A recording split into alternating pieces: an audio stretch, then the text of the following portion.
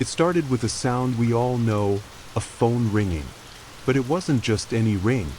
It came at exactly 12:01 a.m. Sharp, cold, and unexpected. You know that feeling when your phone rings in the middle of the night? That rush of fear? That question in your mind, who could be calling me now? That's how it began for Jamie. Jamie was a quiet person, lived alone, worked a regular job, came home, ate dinner, slept. Everything in their life was normal. Until that night. The first time the phone rang, Jamie didn't answer.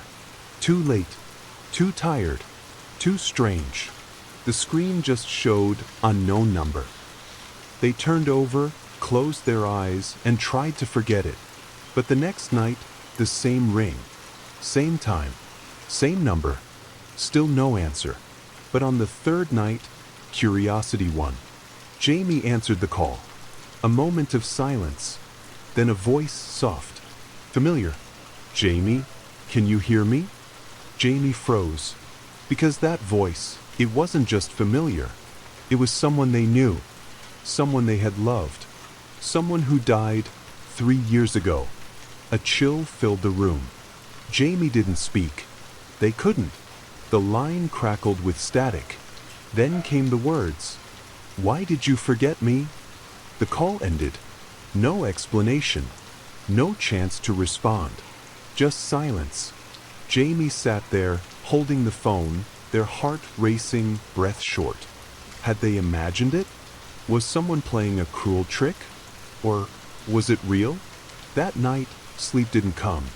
The phone stayed beside them, screen dark, but heavy like it was hiding something. And as the clock struck midnight the next evening, the phone began to ring again. Something had started. Something Jamie couldn't explain. And it wasn't stopping. Not now. Not ever. The question is, would you pick up the call? Previously, Jamie heard a voice they couldn't forget. A voice from someone who had been gone for years. Now it was happening again. The clock ticked past midnight. 12:01 a.m. The phone rang. Jamie stared at the screen. Unknown number. Hands shaking, they answered. This time, the voice was clearer. No static. No delay. "Jamie," it said. Just that. Nothing else. Jamie whispered, "Who is this?" Silence. Then a slow breath on the line. "You left me there all alone." Jamie's chest tightened. I don't understand," they said. The call ended. Again. No answers. Just questions. Jamie couldn't sleep. Their mind was racing. That voice, it had to be Sam. Sam was more than just a friend. They were everything to Jamie. Gone too soon. A car crash. No goodbye. No closure. And now, they were calling? The next morning, Jamie tried to shake it off. Told themselves it was stress. A bad dream. Some kind of glitch. But deep down, they knew better. They checked old voicemails, old recordings, anything to compare the voice. It matched. It was Sam. But that couldn't be possible. That night, Jamie turned off the phone. Shut it down completely. No battery. No connection. Midnight came. And in the silence of their dark apartment, the phone rang. Turned off, but ringing. Jamie stared, frozen in fear. The screen lit up by itself. Word appeared. "Listen."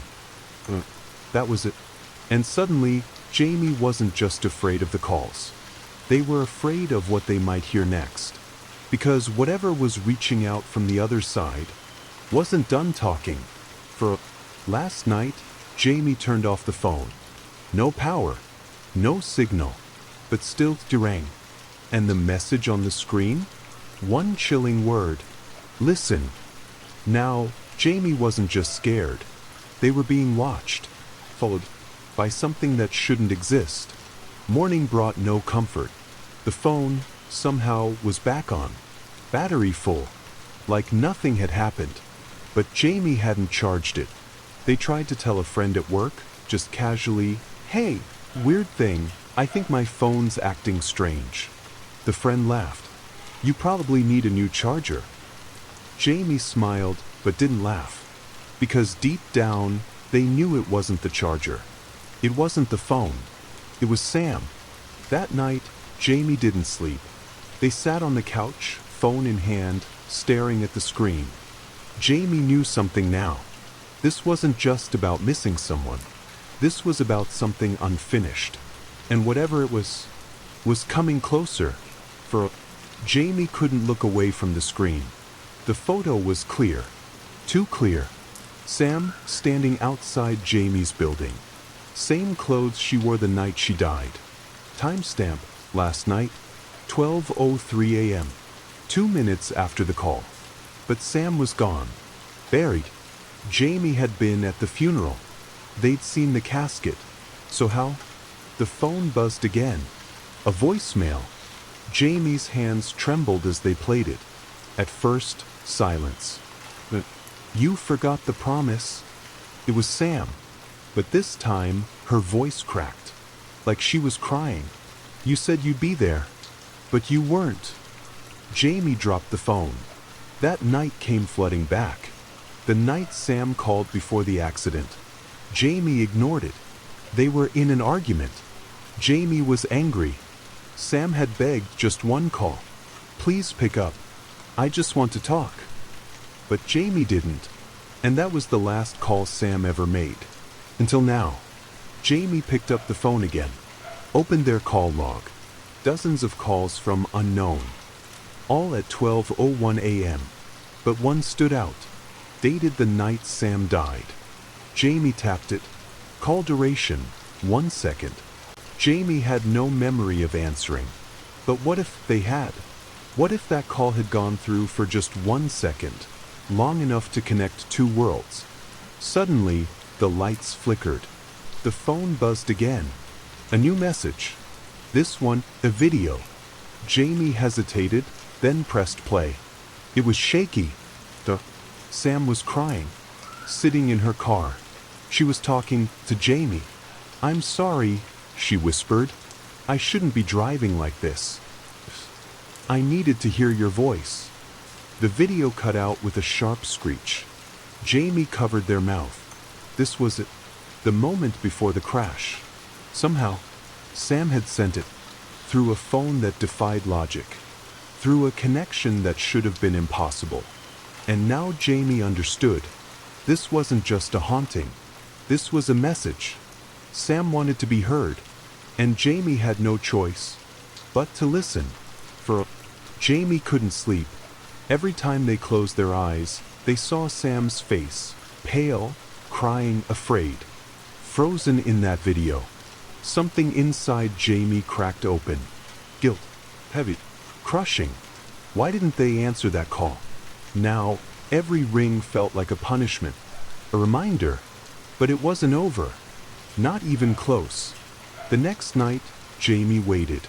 Not to avoid the call, but to face it. 12:01 a.m. The phone rang. They answered. Sam's voice came through. But it was weaker now. Slower. Jamie, it's getting harder. Harder? Jamie didn't understand. What do you mean? Harder to call? Harder to reach me. The pause. Then static, thick and loud. Underneath it, whispering. Not Sam. Others. Dozens of voices, all tangled together. Crying. Shouting. Whispering Jamie's name. One word kept rising above the rest. Remember. Jamie shouted into the phone. Remember what? What am I supposed to do? Then, silence.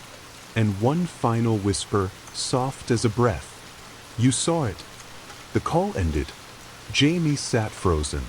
That voice didn't feel like Sam. It felt older, heavier, like something else had stepped in. Jamie looked around their apartment. Something wasn't right. The walls felt closer, the air thicker, like the room was watching. Then they saw it. On the wall by the doorway, a small handprint. Faint, smudged, not a stain. Jamie backed away. That wasn't there before. And suddenly, the phone screen lit up by itself. No ring, no call, just one new text. Come back to where it ended. Jamie's heart dropped. There was only one place that could mean the crash site, where Sam died, where the call was never answered, and now where something was waiting for. The message was clear. Come back to where it ended. Jamie stared at it, heart pounding. Every part of them wanted to ignore it, delete it, pretend it never happened. But deep down they knew this was the only way forward. That night, Jamie drove. The streets were empty. The sky was moonless. And the GPS? It kept rerouting, like something didn't want them to find the place. But Jamie remembered. The sharp turn, the broken guardrail, the tree with the scar on its bark, the place where Sam's car went off the road, the crash site. Jamie stopped the car and stepped out. Everything was quiet. No wind, no animals, no sound at all. Then the phone buzzed again. But it wasn't ringing. It was recording. The screen showed the camera was on by itself. Jamie raised it slowly, pointed it toward the trees. Nothing. Then the screen flickered, and Sam appeared, not in the flesh, in the camera, standing in the spot where her car was found. Her eyes locked with Jamie's through the screen. She looked sad. But, Jamie whispered, Sam, what do you want me to see?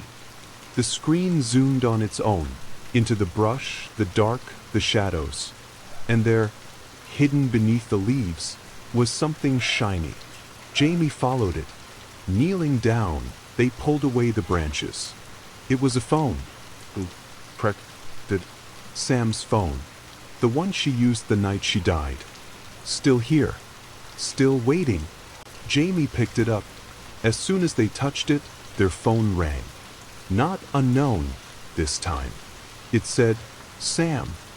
Jamie's hand shook as they answered. I couldn't leave, Sam whispered.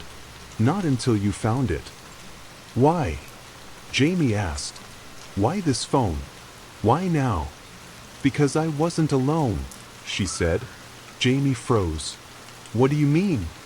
But the line began to distort again. Voices returned, whispering, urgent, angry. Then one cut through, louder than the rest. You saw the other car. Jamie gasped. Memories surged back. Unwelcome. Headlights. A second crash. A shadow fleeing the scene. Jamie had seen something that night. Something they buried deep. Sam didn't just crash. She was run off the road. And someone made sure no one would ever know. Until now. The call ended. Jamie stood in the darkness, holding two phones. One living, one dead. Now the truth was waking up. And someone didn't want it found. Jamie drove home in silence. Two phones on the passenger seat. One modern, still warm from the last call. The other, old, cold, Sam's, pulled from the dirt where her life had ended. Jamie couldn't stop shaking. She wasn't alone that night. There was another car. Another person. And Jamie had seen it. But fear, guilt, grief, it all buried the memory. Until now.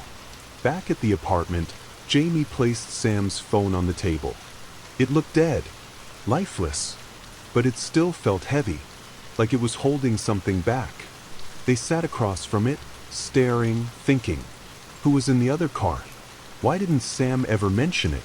And more importantly, why was Jamie only remembering now? The phone lit up. Sam's phone. No power, no SIM card, no connection. But the screen blinked to life. It showed a video, one Jamie hadn't seen before. Title, 1 minute before. They tapped play. The shaky footage showed Sam's dashboard, rain tapping against the windshield. In the mirror, headless. Close. Too close. Sam looked scared. She spoke fast into the phone. They're following me. I think it's Jamie's. The video cut out. Jamie felt the blood drain from their face. They're following me. I think it's Jamie's. Jamie what? Friend? Boss? Suddenly, Jamie remembered something. A car. Parked outside their building for weeks before the crash. Dark windows. Never moved. Always watching. Jamie thought it was nothing. Just a coincidence. But what if it wasn't? What if Sam had been trying to protect Jamie from someone? The lights flickered. Jamie's phone buzzed. A text message. No number. Just a name. You let him get away. Jamie looked around the room. Every shadow felt sharper now. And one thought echoed louder than all the others. This wasn't just about Sam's death. It was about what came after. And someone out there still didn't want the truth uncovered. The message on Jamie's phone pulsed like a heartbeat. You let him get away. Jamie read it over and over, hands cold, breath shallow. Who sent it? How did they know? The room suddenly felt too small, like the walls were leaning in, listening. Jamie stared at Sam's old phone. Still lit. Still playing the same moment in their mind. They're following me. I think it's Jamie's. Jamie's what? The sentence was never finished. But now the memory sharpened. A name. Jamie's old roommate. Quiet. Strange. Always watching. He used to hang around Sam, uninvited. Even after she asked him to stop. Jamie had brushed it off. Thought he was just awkward. Harmless. But Sam had felt something else. Jamie grabbed their laptop and dug through old emails, social posts, anything connected to Mark. There it was, a photo from the week before Sam died. Mark, standing in the background behind Sam and Jamie at a coffee shop. He wasn't smiling. He was staring straight at Sam. And then Jamie saw it. Parked behind Mark in the photo. Same dark windows. Same shape. Same spot from all those weeks before. Jamie's stomach turned. Mark had been watching her. Following her. The phone buzzed again. New voicemail. Jamie pressed play. Static. Then a voice, though not Sam's. You should have remembered sooner. The voice wasn't angry. It was disappointed. You left her alone with him. Then a sound. Metal. Screeching tires. Sam's final breath. Jamie dropped the phone. Something inside them cracked. This wasn't just guilt anymore. It was blame. And now, it wasn't just Sam reaching out. There were others. Other voices. Other victims? Jamie didn't know. Not yet. But one thing was clear. This haunting wasn't about grief. It was about justice. And midnight was only a few minutes away. For 11:57 p.m. Jamie sat in the dark, both phones in front of them. Sam's, still cracked and silent. Theirs, glowing faintly, waiting. 3 minutes until midnight. 3 minutes until the next call. But this time, Jamie was ready. They had questions. They needed answers. Who was Mark really? Why had no one looked into him after the crash? Why was Sam still trapped, still trying to speak? Jamie opened a news archive site on their laptop. Searched, Mark Holloway, accident, police, suspicion. Nothing. No reports. No photos. No history. It was like he didn't exist. But Jamie knew he did. Their phone buzzed. 12:01 a.m. Right on time. The name on the screen. Jamie answered. No hello. No warning. Just words. He lied. Sam's voice, but faint. Distant. Like she was being pulled away. Mark, he saw the call. He heard me say your name. That's why. Her voice cracked. He wanted to scare me, but he went too far. Jamie asked, why didn't the police find anything? Another voice joined hers. Not Sam. One of the whispers from before. He was the police. Jamie froze. Mark worked security. Years ago. Low level but connected. He knew how to disappear, knew how to clean up messes. The crash, the missing footage, the closed case. He made it all vanish. Jamie whispered, "Why now? Why are you telling me this?" Sam's voice returned, softer now. "Because you're the only one who still listens." Then a new sound came through the call. Breathing. Heavy. Close. Jamie looked around the room. No one there. But the phone crackled again, and a whisper slid through the line. "He's watching." The call cut. Jamie stared at the phone, heart racing. Then, a noise at the window. Slow. Deliberate. A finger tracing down the glass. Jamie turned slowly, but saw no one. Just the faintest shape. A shadow. Watching. And in that moment, Jamie realized something terrifying. Sam wasn't just warning them about the past. She was trying to save them from what was coming next. Jamie didn't move, barely breathe. The window was still, but the feeling lingered, like eyes pressing in through the dark. The shape had vanished, but the fear hadn't. Jamie backed away from the glass, phone still in hand, gripping it like a weapon. Sam's words echoed in their mind. "He's watching." They pulled the curtains shut, locked every door, turned on every light. But it didn't matter. You can't lock out something that's already inside. Sam had tried to warn them. Mark had followed her, silenced her. And now he was watching Jamie. What? The phone buzzed again. This time, a new number. No name. No unknown. Just numbers. 0011010001. Binary. Jamie typed it into a converter. It spelled one word. Run. Their body tensed. Before they could react, a knock at the door. 3 slow taps. Jamie crept toward it, silent, heart thudding in their chest. They didn't speak, didn't ask who it was. But a voice came anyway. From the other side. Jamie opened the door. Not Sam. The same voice from long ago. Cold. As if nothing had happened. "I think we should talk. You've been remembering things that should have stayed buried." Jamie's voice cracked. "Why did you do it?" Silence. She didn't know how to let go. "I just helped her." Rage surged through Jamie's fear. "You killed her." "No," Mark said calmly. "You did. You ignored her call. I just finished what you started." Jamie stepped back, voice shaking. "You won't get away with this again." A sudden chill passed through the room. Lights flickered.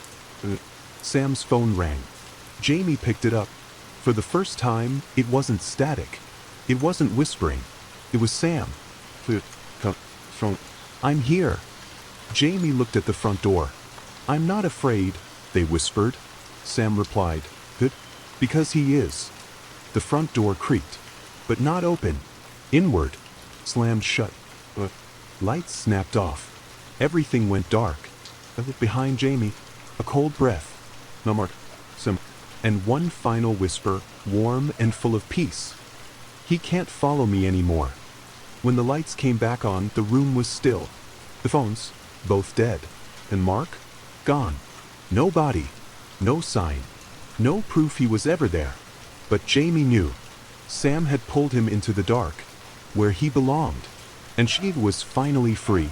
The haunting was over. But the memory? That would never leave. Not at 12:01 a.m. Not ever.